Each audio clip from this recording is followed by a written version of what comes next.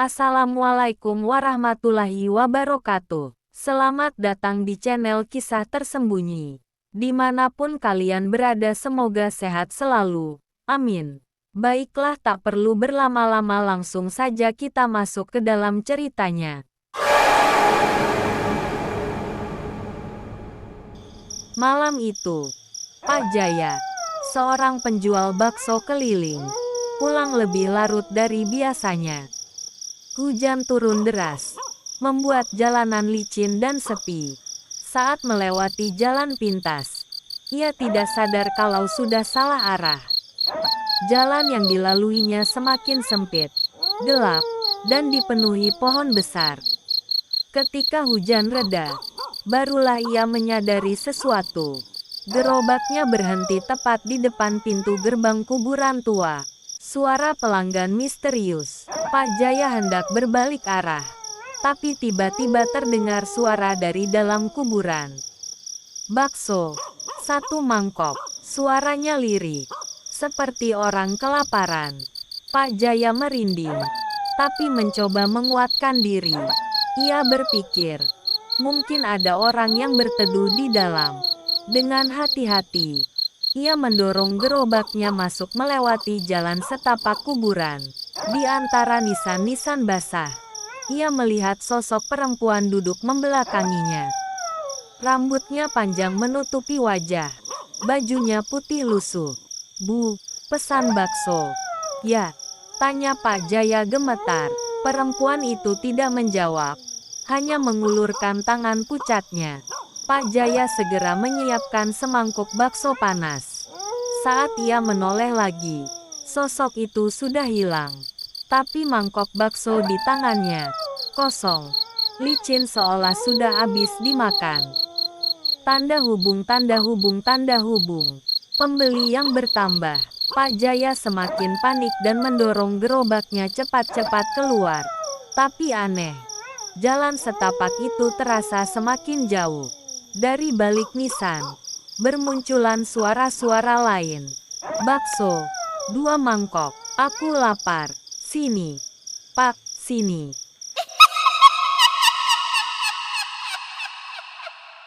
Sosok-sosok samar mulai berdiri di sekitar kuburan. Ada yang tanpa kepala, ada yang penuh tanah di wajah, ada juga anak kecil dengan mata kosong menatapnya. Gerobak baksonya bergetar, mangkok-mangkok berjatuhan sendiri, dan bakso-bakso di dalam panci menghilang satu persatu, seperti ada yang menyantapnya. Akhir yang mengerikan, Pak Jaya ketakutan setengah mati. Ia berlari meninggalkan gerobak dan terus berlari hingga pingsan di jalan desa. Keesokan paginya, warga menemukannya dalam keadaan linglung. Gerobak baksonya ditemukan di dalam kuburan. Mangkok-mangkok berantakan, dan panci besar kosong tak bersisa.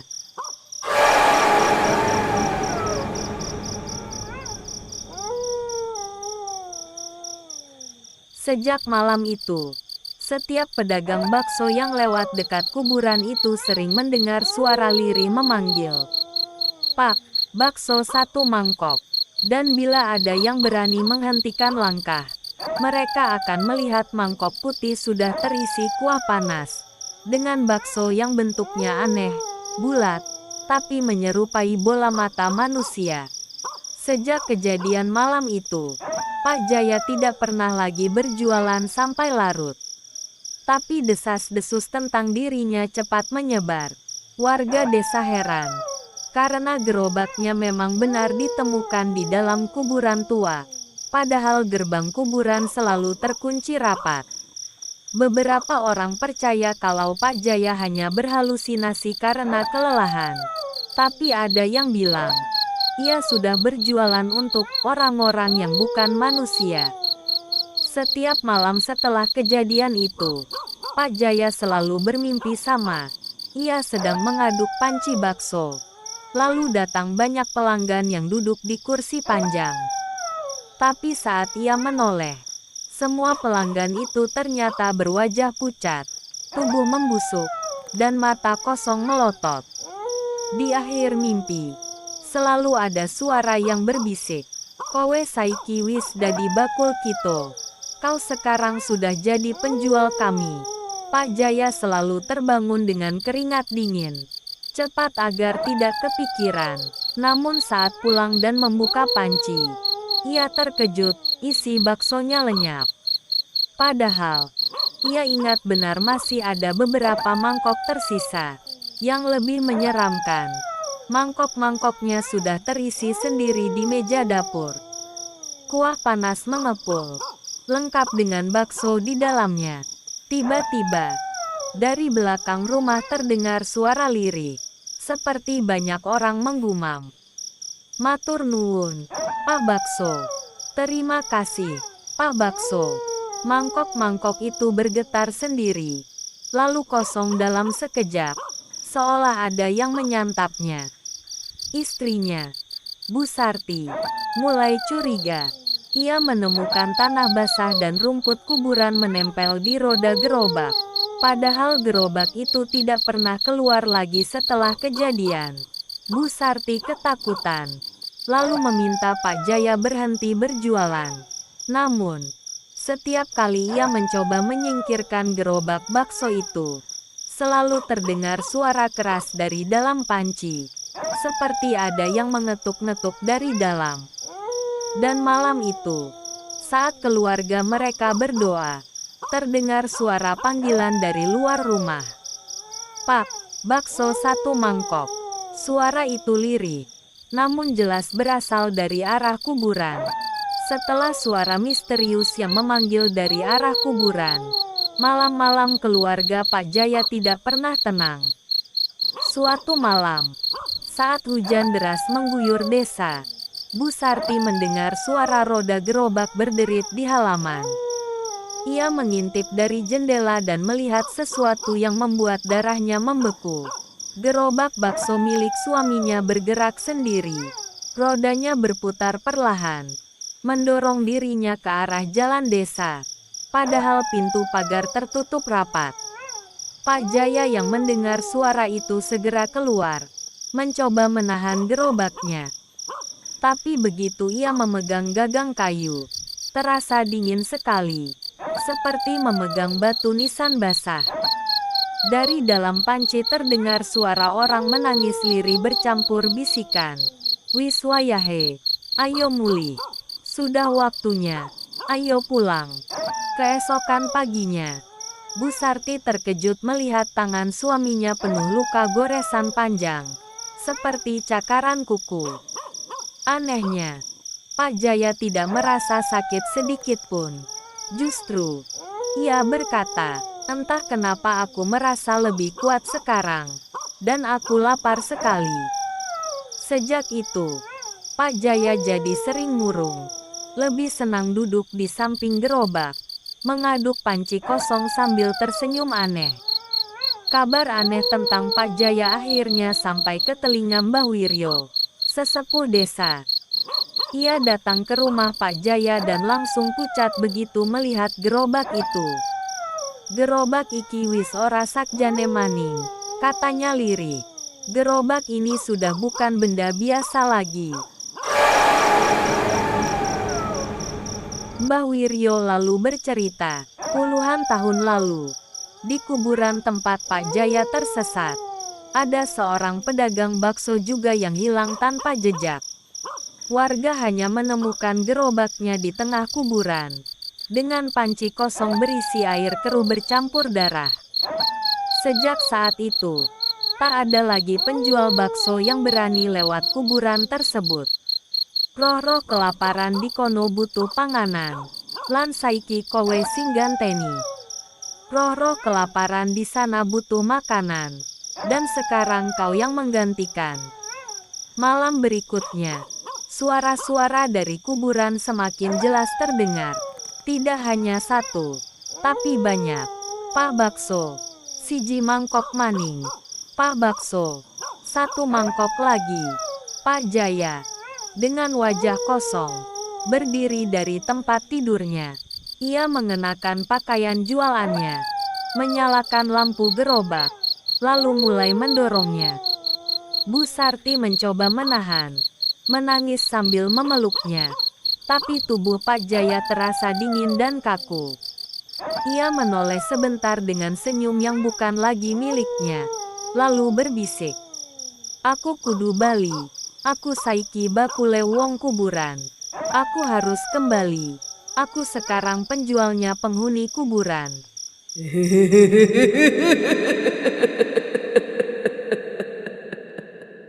Malam itu bulan gelap. Awan hitam menutupi langit. Desa Karangsari sunyi.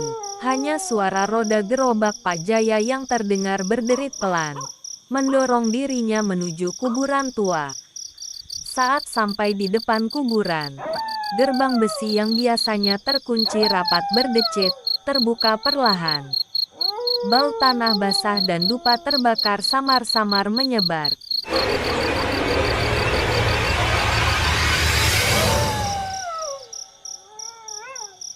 Pak Jaya melangkah masuk, seolah bukan dirinya lagi.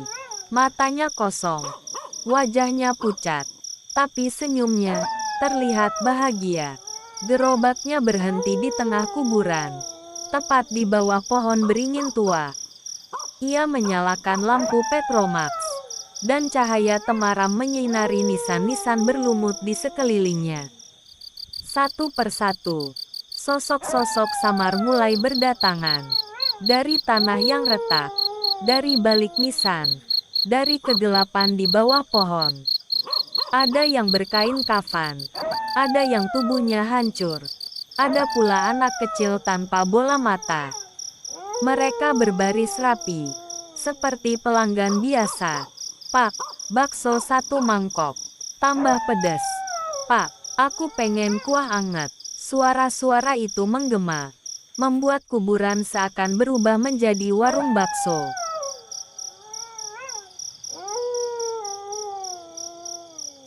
Pak Jaya mulai menyendok, mengaduk, dan menyajikan mangkok-mangkok bakso. Tapi isinya bukan bakso biasa. Dalam panci, yang mengapung bukan bola daging, melainkan bola mata, potongan lidah, dan gigi manusia. Kuahnya pekat merah, mendidih, mengeluarkan bau anyir menusuk hidung. Anehnya, para arwah itu lahap menyantapnya, dengan suara kunyahan basah dan menyeramkan.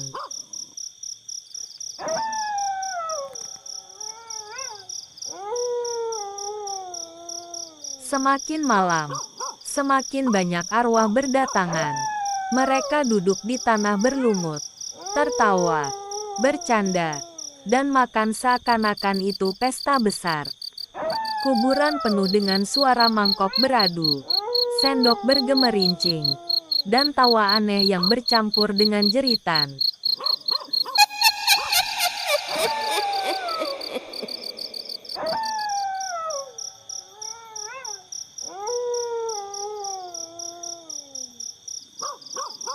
Di tengah keramaian itu, muncul sosok perempuan berambut panjang putih lusuh.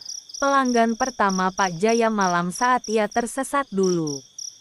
Wajahnya pucat, matanya kosong. Ia mendekat ke gerobak, menatap Pak Jaya. Saiki kowe wis dadi bakul kene, nganti tekan salawase. Sekarang kau sudah jadi penjual di sini, sampai selama-lamanya. Pak Jaya hanya mengangguk, senyumnya makin lebar. Dan tanpa ragu ia memakan 1 bakso dari panci itu sendiri.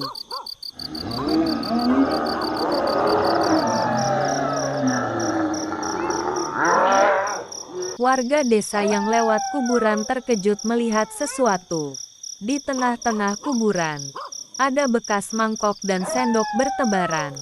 Di tanah basah, terlihat puluhan jejak kaki aneh, kecil dan besar. Tapi semuanya mengarah ke gerobak Pak Jaya. Gerobaknya berdiri diam di bawah pohon beringin. Panci kosong, hanya tersisa bau anyir. Tapi Pak Jaya tidak ditemukan. Sejak malam itu, banyak warga yang bersumpah mendengar suara roda gerobak berderit melewati rumah mereka di tengah malam. Diiringi suara lirih, bakso, 1 mangkok. Sejak malam pesta arwah itu, Pak Jaya tidak pernah terlihat lagi di rumahnya. Warga desa hanya menemukan gerobaknya berdiri di bawah pohon beringin kuburan. Bu Sarti menangis setiap hari, memohon agar suaminya kembali. Namun, setiap malam Jumat Kliwon, terdengar suara roda gerobak berderit melewati rumah warga. Bersama dengan suara orang memanggil lirih, "Bakso, 1 mangkok."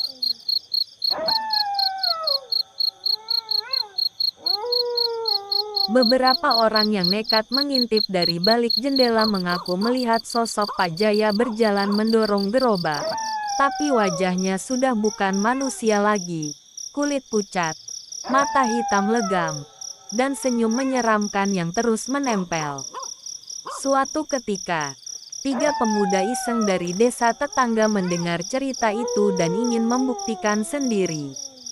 Mereka bersembunyi di kuburan dengan kamera, menunggu tengah malam. Tepat jam 12, suara roda gerobak terdengar. Dari kegelapan, muncul Pak Jaya dengan lampu Petromax di gerobaknya. Para pemuda itu gemetar tapi tetap merekam. Tiba-tiba, panci gerobak bergetar keras, dan suara jeritan keluar dari dalamnya. Saat Pak Jaya membuka tutup panci, uap merah pekat mengepul keluar, menampakkan kepala-kepala manusia yang mendidih di dalam kuah.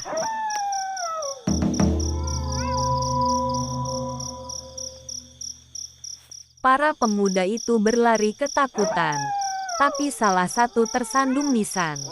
Saat menoleh, ia melihat Pak Jaya berdiri tepat di belakangnya, menyorongkan mangkok.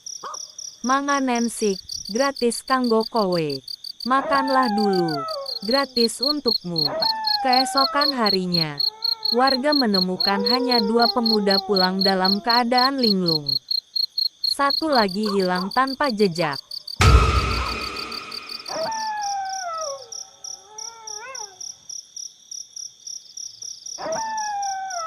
Mbah Wiryo, sesepuh desa, akhirnya menjelaskan, "Pak Jaya ora bakal bali.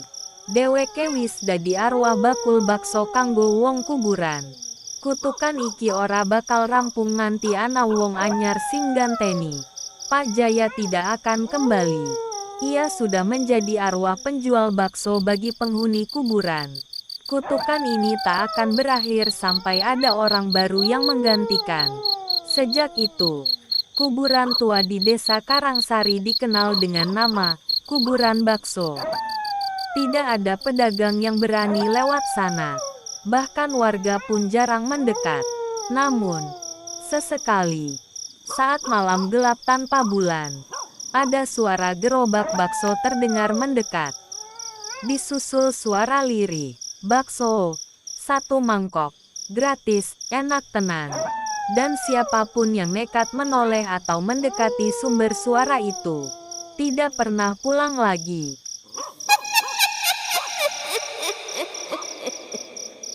Terima kasih sudah mendengarkan cerita kami. Semoga kalian terhibur. Sekian dan terima kasih.